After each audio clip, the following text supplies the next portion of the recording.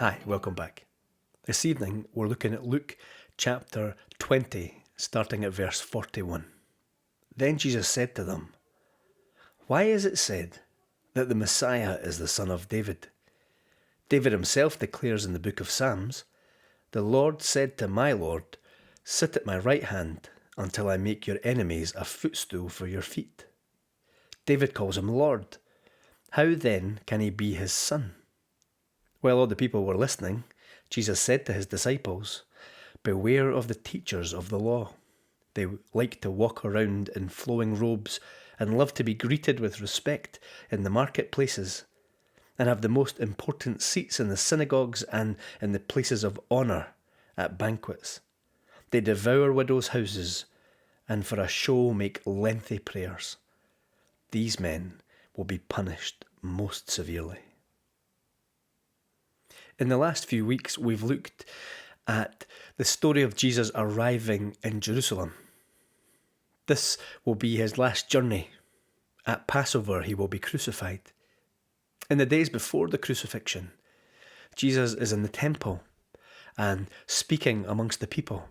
He regularly comes into conflict with different leadership groups, the Pharisees, the Sadducees, the scribes, and the teachers of the law. They seem to line up to question him. We've talked about how they want to know which side he's on. Is he with the Sadducees or the Pharisees when it comes to resurrection? What's his belief? Which group does he most support? They've all asked him questions, but now Jesus replies with a question. Perhaps he's replying specifically to this final group he's been speaking to. If you remember from last week, after he's told the Sadducees he believes in resurrection, a group say, "Well said, teacher," to him. Perhaps that's a group of Pharisees because they agree with the resurrection. Is it to them he now says, "Okay, let me ask you a question"?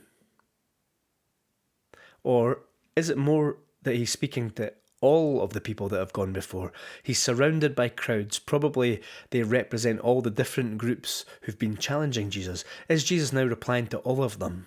The scribes and the Pharisees, the Sadducees, the teachers of the law. Is he saying to all of them, "Now it's my turn. Can you answer my question?" And the answer seems to be that they can't. They can't answer Jesus.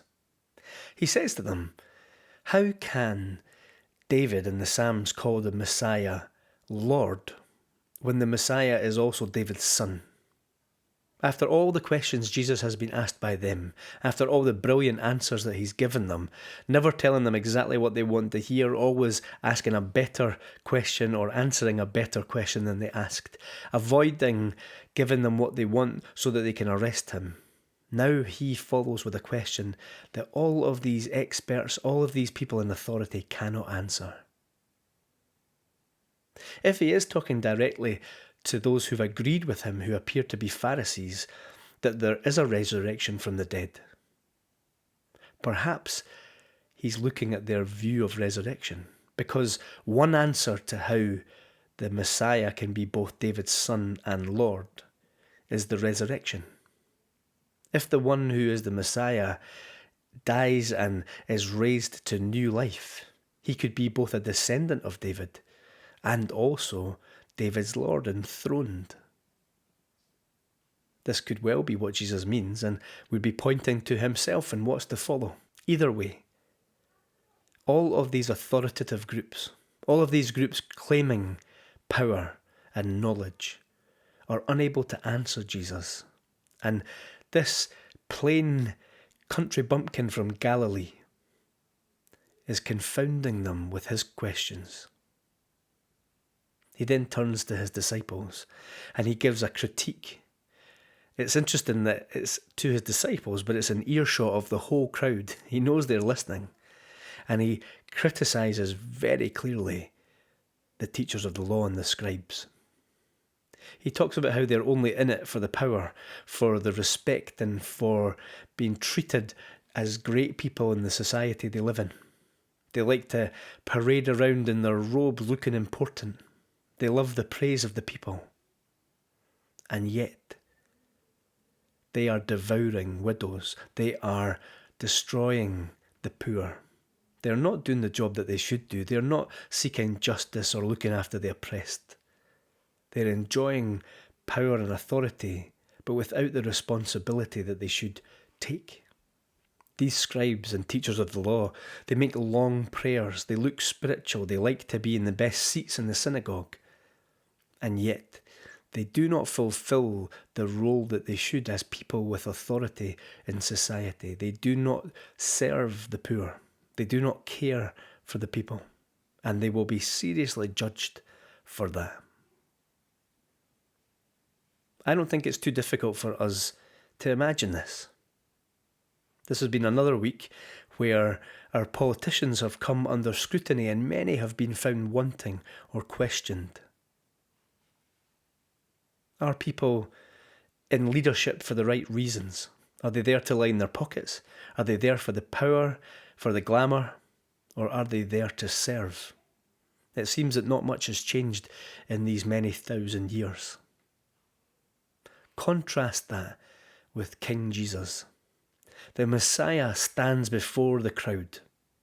This is the one with all authority on heaven and earth. He'll tell the people that one day. And yet, he has humbled himself. He's become nothing.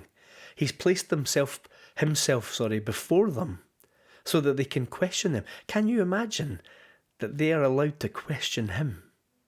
They are allowed to question his authority, his truth. He has humbled himself. He's made himself vulnerable. He is there to serve and ultimately to give his life. But in contrast, those whom God has given authority in society are abusing it, misusing it for their own gain. And we know that that also happens still in churches. Many people use the power and authority they are given, just like those in other parts of society. They use it in the church for the wrong reasons.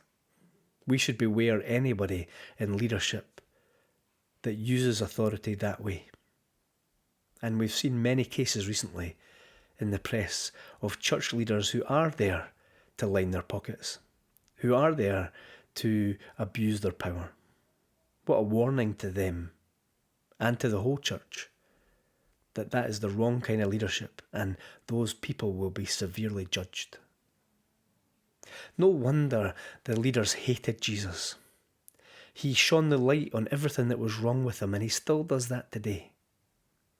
And he stood before them as their Lord and Messiah, the one with the most authority ever in the entire universe. And yet he had humbled himself, essentially become anonymous, humbled himself before them to allow them to judge him, ultimately to convict and crucify him. By those wounds, his wounds, we are healed. This is the great news, that it wasn't for nothing, that he humbled himself and died in order that we might live and share in the resurrection which enthrones him. But he also shows us how we should imitate, that we should live like him, humbling ourselves before one another, caring for the poor, for the oppressed, not trying to be in everything for what we can get out of it, not there for glory or for our own gain. Amen.